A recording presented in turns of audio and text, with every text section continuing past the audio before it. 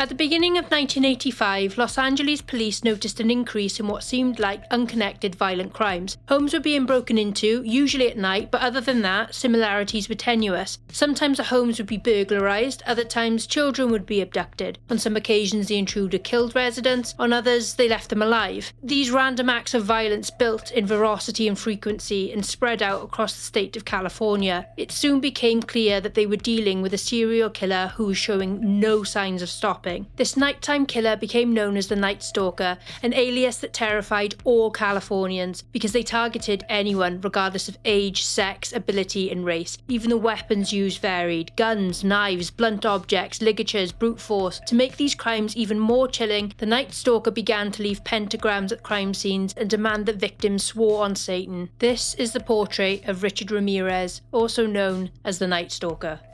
Welcome to Portrait of a Serial Killer.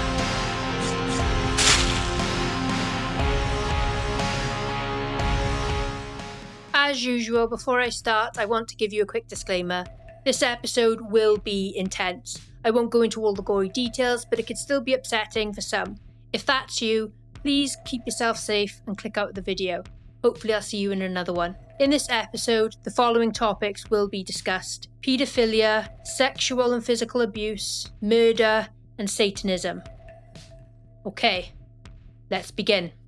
Richard Ramerez was born Ricardo Levan Munoz Ramirez in El Paso, Texas on February the 29th, 1960, to parents Mercedes and Julian Ramirez. Ramirez was the youngest of 5 siblings. His father, a Mexican national and former policeman, became a railway labourer because his previous qualifications in Mexico were not recognised in America. Julian grew resentful of his loss of status and became an alcoholic who, in fits of anger, would be physically and emotionally abusive to his wife and children. Ramirez's mother was a kind-hearted woman who worked in a shoe factory. She had continued to work throughout her pregnancy with Ramirez. Aside from making shoes, the job involved working with, and due to poor safety standards, inhaling harmful toxins. Mercedes was the opposite of the husband when disciplining the children. Julian was more than happy to dole out physical punishments, while Mercedes would barely acknowledge any of their wrongdoings, and certainly did not hand out any repercussions, physical or otherwise. At a young age, Ramirez had sustained several blows to the head that resulted in unconsciousness. At the age of 5, he was knocked unconscious by a swing and began to suffer epileptic fits as a result. Childhood friends described Ramirez as kind-hearted and funny. They described how Ramirez would wait and walk with them to and from school to ensure that they were safe. But things changed when Ramirez hit high school. He stopped hanging around with his old friends, began to hang around with a crowd who were known to use drugs. Ramirez began to sniff glue, drink alcohol, and smoke cannabis. He developed a reputation as a thief and was known as Ricky Fingers. It's around this time that he began listening to rock music and developed an interest in the occult, choosing to sleep in a nearby cemetery as a way to avoid his father's abuse. Ramirez lacked a male role model that he could look up to, so at the age of 12, he began to gravitate to his older cousin, Miguel Ramirez. Miguel had returned from the Vietnam War as a decorated Green Beret. Unfortunately, Miguel had already sexually abused and murdered women during his service in the war. Miguel would share his drugs and boast about the sadistic treatment of his victims with young Ramirez. He even showed Ramirez gruesome Polaroid pictures of his victims who he had dismembered. Miguel would remove a body part from each of his victims because he thought the Vietnamese believed they needed to be buried intact to go to heaven.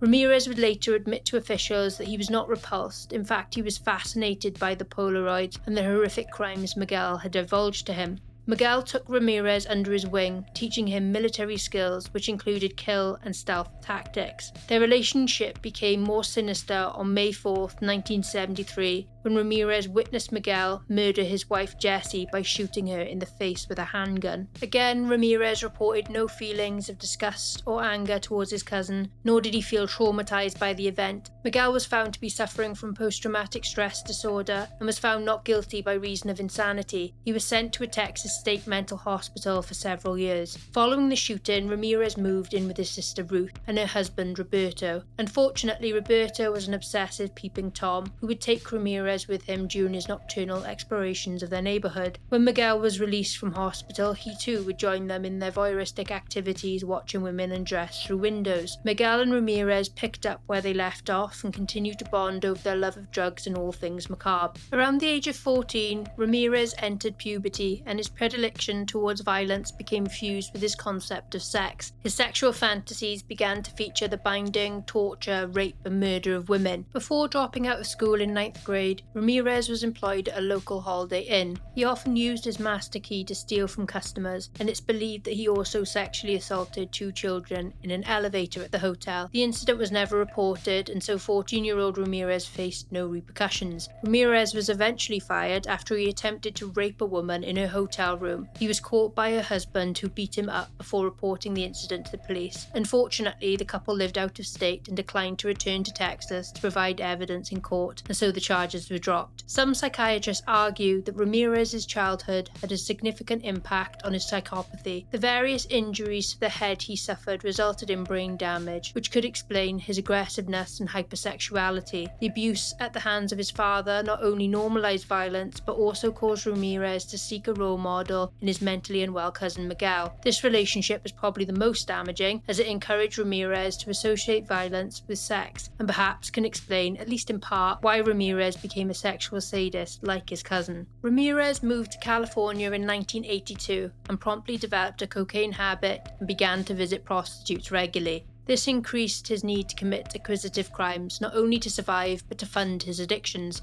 During this time, Ramirez lived a transient lifestyle, moving between Los Angeles and San Francisco, often frequenting the infamously seedy Skid Row area of Los Angeles. Ramirez's first known murder happened on April 10, 1984. The victim was a 9-year-old girl called Mei Ling. She was killed in the basement of Ramirez's apartment building in the Tenderloin district of San Francisco. Ling had been with her younger brother when she realized she'd lost a $1 bill. She was looking for it when Ramirez approached her and told her to follow him to the basement to find it. Once there, Ramirez tortured and raped Ling before stabbing her to death with a switchblade. He left her partially nude body hanging from a pipe by her shirt. This murder was connected to Ramirez through a DNA match in 2009. Police found a second set of DNA at the scene belonging to a person who was a juvenile at the time. No charges were brought to the individual because of poor evidence, and they were never publicly identified. Ramirez was never officially charged with the murder, as he was already awaiting the death penalty. 79-year-old Jenny Vinco was found murdered in her apartment in Gasol Park, Los Angeles by her son on June 28, 1984. California was experiencing one of its hottest heat waves, so it was common for windows and doors to be open and unlocked. Ramirez had entered the home through an open window. Jenny had been asleep in bed at the time and was stabbed several times in the head, neck and chest area with a knife Ramirez found in her flat. Her throat had been slashed so severely that she was almost decapitated. Ramirez ransacked the home, stealing any valuables he could find before leaving the property. Ramirez struck again 9 months later on March 17th, 1984. He attacks 22-year-old Maria Hernandez outside her home after she'd pulled into a garage. He shoots her in the face with a .22 caliber handgun, but the bullet ricochets off the keys she was still holding after she'd lifted her hands to protect herself. Hernandez is knocked to the floor and cleverly plays dead, assuming Ramirez will run off. Unfortunately, her roommate, 34-year-old Dale Okazaki, was inside the house and heard the gunshot. She hides behind a counter when she clocks Ramirez in the kitchen. What she didn't realise is that Ramirez had already noticed where she was hiding. As soon as she tries to look over the counter, Ramirez shoots her in the head and she dies instantly. Ramirez then flees the scene without stealing anything, but leaves a shoe print and an AC/DC baseball cap behind. Within less than an hour, Ramirez attacks 30-year-old Seilang Yu in Monterey Park. He pulls her from the car and shoots her twice with the same .22 caliber handgun before fleeing the scene. She is taken to the hospital where she is sadly pronounced dead on arrival. Hernandez provides a detailed description of the intruder, and a composite sketch was released. These attacks occurred in a single day and so attracted extensive coverage from the media, who, along with showing the composite sketch, began to refer to the anonymous attacker as the walking killer or the Valley Intruder. Psychologists noted how rare and impersonal it is for a serial killer to use a gun from far away. Usually serial killers want to be up close to their victims, often choosing knives, ligatures or manual strangling. As a result, they reason and advise advised police that these attacks are unlikely to be that of a serial killer. Just 1 week later, around 2 a.m. on March the 27th, Ramirez revisits a home that he had previously burglarized a year prior. He kills 64-year-old Vincent Lazar in his sleep with one headshot. His 44-year-old wife, Maxine Lazar, was woken up by the gunshot. It was too late though, because Ramirez had already advanced close enough to beat her and bind her hands. At this point, he demanded to know where the valuables were. As Ramirez ransacked the room, he failed to notice that Maxine had managed to free her hands and retrieve a shotgun from under the bed. She pulls the trigger just after he turned around and saw her, but the gun wasn't loaded. The infuriated Ramirez shot her 3 times with his handgun, killing her before mutilating her corpse with a carving knife he picked up from the kitchen. He cut an upside-down cross on her chest and removed her eyes, placing them in a jewelry box as a souvenir. Shaken up by the near-death experience, he is unable to have sex with the corpse, so he flees the scene. The flower beds at the property had been watered that night, so Ramirez left a footprint in the soil. Police were able to photograph and cast the footprint. They also found bullets at the scene which matched those from previous attacks. At this point, LA homicide detective Gil Carrillo is convinced that he is dealing with a serial killer. Ramirez's next victims were 66-year-old Bill Doyle and his disabled wife, 56-year-old Lillian. On May 14, 1985, Ramirez returned to the Monterey Park area and entered their home. He surprised Doy in his bedroom, shooting him in the face with the same .22 caliber pistol before Doy managed to reach his handgun. Ramirez then continues to beat the dying man unconscious. He then enters Lillian's bedroom and binds her with thumb cuffs before ransacking the home. He then returns to Lillian's room to beat and rape her, but he does leave her alive. He then leaves the property. This was somewhat of an unprecedented MO at the time, but would later be understood as with each attack, a pattern emerged. Ramirez wasn't really interested in the men. He killed them quickly to get them out of the way so he could focus on the women who he would often torture and then rape. May 29th, just 2 weeks later, Ramirez drove a stolen car to Monrovia and stopped at the house of 83-year-old Maybelle Bell and her disabled sister, 81-year-old Florence Lang. Having found a hammer in the kitchen, Ramirez strikes Lang with it before tying her up in her bedroom. He does the same to Bell. He then shocks Bell using an electric cord. He then returns to Lang, rapes her, and then draws a pentagram symbol on her thigh using her sister's lipstick. He then marks the walls of each of their bedrooms with a pentagram symbol. The women were found 2 days later, unresponsive but alive and critically injured. Bell, unfortunately, died in the hospital due to her injuries. The following day, Ramirez drove the same car to Burbank. There he enters the home of 42-year-old Carol Kyle. At gunpoint, he bounds Kyle and her 11-year-old son with handcuffs before searching the house for valuables. He then releases Kyle so she can show him where the valuables were before raping her repeatedly. He bound the two together with handcuffs and fled the scene. Kyle would later inform police that Ramirez repeatedly ordered her not to look at him and at one point threatened to cut her eyes out. On the night of July 2nd, Ramirez drove a stolen car to Arcadia and at random silently creeps into the home of 75-year-old Mary Cannon, a widowed grandmother. He finds her asleep in bed and bludgeons her into unconsciousness with a lamp before stabbing her to death using a butcher knife he found in her kitchen. He continues to stab Cannon's body repeatedly after she is dead. Just 3 nights later, Ramirez is in Sierra Madre, where he broke into the home and bludgeoned 16-year-old Whitney Bennett with a tire iron as she slept in her bed. Unable to find a knife in the kitchen, he tried to strangle the girl with telephone cord. During the attack, he is startled by electric sparks coming from the cord, and when Bennett starts to breathe, he panics and flees the house, believing that Jesus Christ has intervened to save her. Bennett survives the attack, and her screams alert her parents, who run into the room to find their daughter covered in blood. She needed 478 stitches to close the lacerations to her scalp. July 7th, Ramirez burglarized the house of 60-year-old Joyce Nelson in Monterey Park. He found her asleep on a living room couch, where he beat her to death by stomping on her face repeatedly, so hard that he left a shoe imprint from his sneakers. Later that same night, he randomly selects the home of 63-year-old Sophie Dickman. Ramirez beats and handcuffs Dickman at gunpoint, attempts to rape her, and then leaves with her jewelry after making her swear on Satan that there was nothing else of value in the home. Sophie had to yell for help from her neighbours in order to be released from the handcuffs securing her to her bed. 2 weeks later, Ramirez buys a machete before driving a stolen Toyota to Glendale. He breaks into the home of 66-year-old Layla Nealing and her husband 68-year-old Maxon. He runs into the sleeping couple's bedroom and begins to hack at them with a machete before executing them both with shots to the head from a .22 caliber handgun. He continues to mutilate their bodies with the machete before ransacking the place. After fencing the stolen items, Ramirez drove to Sun Valley and broke into a house belonging to the Kavanagh family. He instantly kills the sleeping 32-year-old Chenrong Kavanagh with a headshot. He then repeatedly rapes and beats 32-year-old Somkid Kavanagh. He then moves on to the 8-year-old son, whom he ties up and sexually assaults before dragging Somkid around the house to reveal the locations of valuable items, which he stole. Again, during the assault, he demanded that the victim swear to Satan that they weren't hiding valuables from him. Ramirez drove to Northridge on August 6, 1985 and broke into the home belonging to the Petersons. Chris, age 30, and Virginia, age 27, were in their bedroom. Ramirez had snuck into their bedroom, startling Virginia, who he shot in the face with a .25 caliber semi-automatic handgun, a different gun to what he'd previously used. He then shot Chris in the neck, but Chris got up and charged towards Ramirez, who shot him twice but missed. A frightened Ramirez fled the scene and the couple survived their injuries.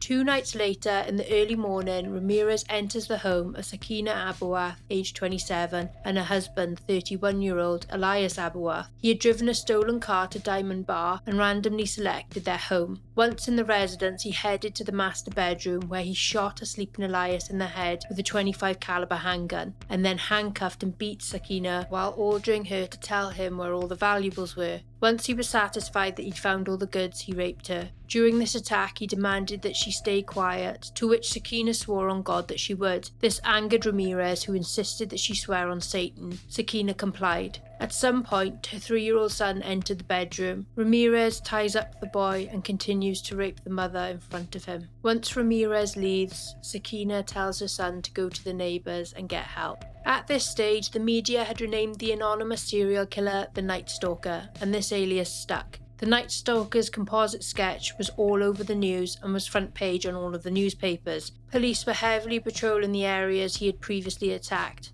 LA was hot, so Ramirez continued his killing spree in San Francisco. 66-year-old Peter and 62-year-old Barbara Pan were Ramirez's next victims. On August 18th, he broke into the Pan residence with a .22 caliber handgun and shot Peter in the temple while he slept, killing him instantly. He moved on to Barbara, who he sexually assaulted and beat before shooting her in the head and leaving her for dead. Ramirez leaves a pentagram drawn with lipstick, and the phrase "Jack the Knife" is carved on the bedroom wall. He left his shoe print at the scene. Detectives matched the shoe sole to a pair of rare Avia trainers. They discover that only one pair in size 11.5 have been shipped to a store in Los Angeles, and that the other 5 shoes in that size had been shipped to a store in Arizona. So the footprints became a sort of signature of the Nightstalker, because he is the only one owning a pair in that size within California.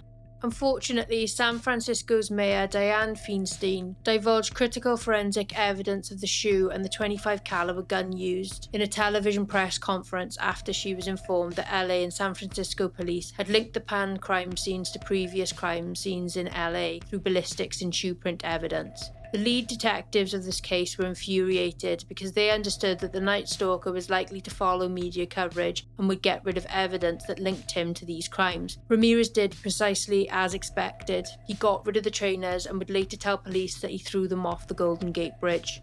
Ramirez drove a stolen orange Toyota south of Los Angeles to Orange County, and on August 24th, 1985, he attempted to enter the home of 45-year-old James Ramirez Jr.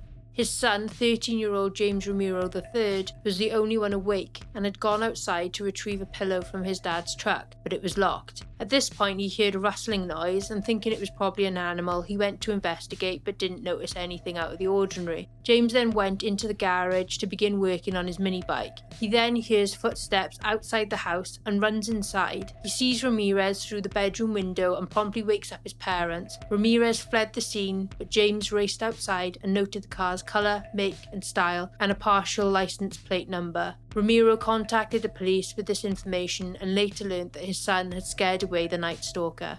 After aborting his attack on the Ramirez residence, Ramirez broke into the home of 30-year-old Bill Carnes and his fiancée 29-year-old Inez Erickson via an unlocked back door. Bill wakes to the sound of Ramirez cocking his .25 caliber handgun and is shot 3 times in the head. Ramirez informs Inez that he is the Nightstalker and forces her to swear on Satan as he beats her. She is then bound with neckties and Ramirez begins to ransack the house. He dragged Erickson to another room where he raped her before making her swear on Satan there was no more valuables hidden in the home. He then instructs her to tell them the Nightstalker was here. Erickson untied herself and went to the neighbour's house for help. 2 of the 3 bullets from Khan's head are removed in surgery, and the couple survived their encounter with the Nightstalker. Inez provided a detailed description of her assailant along with a description of the attack, which confirmed that the Nightstalker was responsible. This increased the likelihood that the man who attempted to break into the Romeo household that same night was the Nightstalker too, so they knew they needed to find that orange Toyota. The police went public with their search for the car and found it abandoned in a parking lot. They dust the car for prints and find 1 partial print on the rear view mirror that Ramirez forgot to wipe clean. Unfortunately, at the time, fingerprinting had not been automated, and so the police were unable to match it unless they had a name on file that they could manually compare it to. Not long after the car was discovered, a lady contacted the police. She informed them that her homeless father frequented the Skid Row area and had told her that he had a friend called Rick that fit the Nightstalker description, who had told him that he had killed people. Police search and eventually find the father, who informs the police that Rick was from El Paso, Texas, and had told him that he had killed an Asian couple in Monterey Park with a .22 caliber pistol. The public only knew about the .25 caliber pistol, so the police knew that this man was correct, and that he had indeed befriended the Nightstalker. The father informs the police that Rick had given him the .22 caliber pistol and he had taken it to Tijuana and handed it to a friend. The police fly to Tijuana and recover the gun as well as a radio that had been stolen from the Bell and Lang residence after Ramirez had attacked the 2 sisters.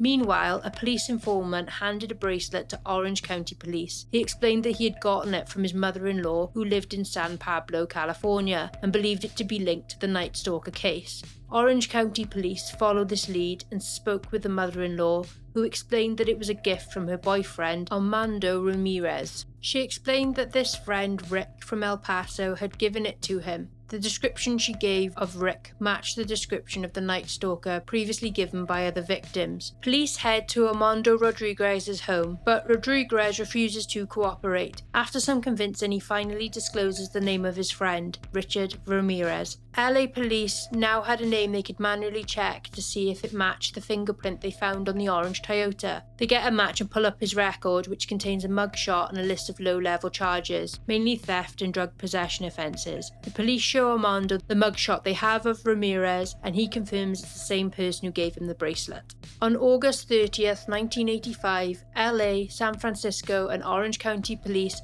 meet to discuss whether to go public with the name and photo of the Nightstalker straight away or to hold off. The concern was that Ramirez could run off if he was made aware that the police knew who he was. Eventually, the police agreed to inform the public straight away, as they felt that he was too big a risk to the public and the public could actually help the police locate him more quickly. San Francisco and LA police held press conferences that evening. They released an 8-month-old mugshot of Ramirez and his name to the press. The following day, the mugshot, composite sketch, and the name Richard Ramerez was on the front page of every newspaper and was all over news stations. Police waited at the locations that he was known to frequent, including the Greyhound bus station near Skid Row.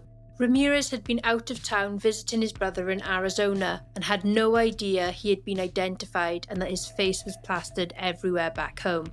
So he returns to Los Angeles on a Greyhound bus that morning. He walks past undercover police officers whose eyes are trained on the departing terminals, expecting Ramirez to be fleeing LA, not arriving. Ramirez walks into a nearby convenience store. Whilst inside, he realises that the people are staring at him. After seeing his face on the front page of a newspaper, he runs out of the store. He continues to flee, but everywhere he goes, people recognise him. He dashes across a freeway. Once on the other side, he runs to a nearby street and attempts to hijack an unlocked car, but is promptly pulled out of the vehicle by its owner. He doesn't fight, but instead chooses to keep running. He crosses the street and attempts to take the car keys from a woman. He is stopped by the woman's husband, Manuel de la Torre, who hits him over the head with a metal fence post and chases him. At this point, a mob is formed. They pursue and eventually catch Ramirez. They proceed to beat him. Police are called to the disturbance and arrive quickly. They place Ramirez in the cop car, rescuing him from the angry mob. Richard Ramirez is finally in police custody after a killing spree that left the state of California in fear that they would be next. Crowds form outside the police station where Ramirez is being questioned. There is enough concern for his safety that a motorcade of police vehicles is required to transport Ramirez to jail unharmed.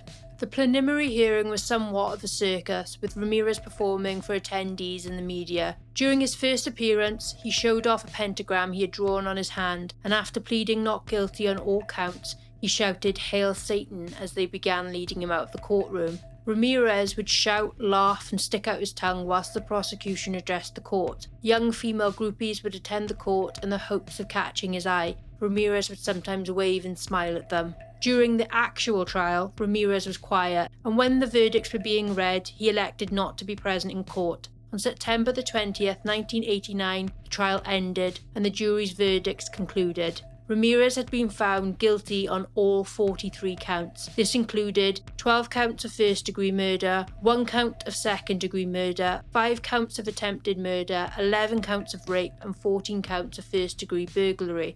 On November the 7th, 1989, Ramirez was sentenced to the death penalty, which in the state of California comes in the form of the gas chamber. At the sentencing, Ramirez stated, "I don't need to hear all of society's rationalizations. I've heard them all before, and the fact remains that what is. You don't understand me, you're not expected to, you're not capable of it. I am beyond your experience, I am beyond good and evil."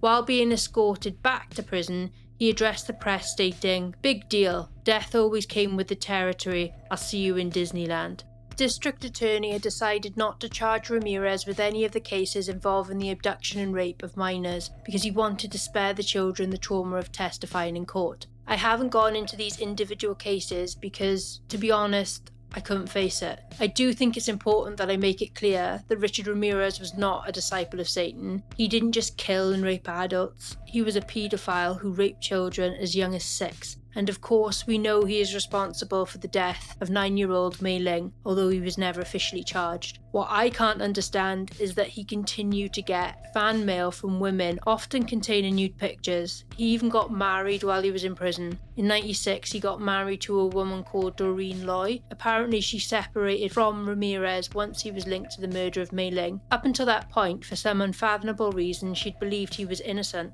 Richard Ramirez was incarcerated at San Quentin State Prison until his death on June 7, 2013. He died of liver failure at the age of 53. He had cancer of the lymphatic system, as well as hepatitis C. Hep C is commonly passed on through IV drug use. Ramirez was known to use heroin, so it's likely that he got this from sharing needles. There are treatments for Hep C, but it's often a painful process, not too dissimilar to what some chemo treatments can be like. I'm assuming that if he had cancer, he wouldn't be able to have treatment for Hep C as well. Liver failure is a painful way to go out. Going to the gas chamber would probably have been less painful. He maintained his innocence until the end. Anyway, that's all I have for this episode. It was a long one, so thank you for making it this far. I'll see you in the next one. Thanks for watching. If you got something out of this episode, please consider giving it a like. If you want to see more episodes, make sure you click the subscribe and hit the notification bell so you don't miss anything. But that's it for now. I'll catch you in the next one.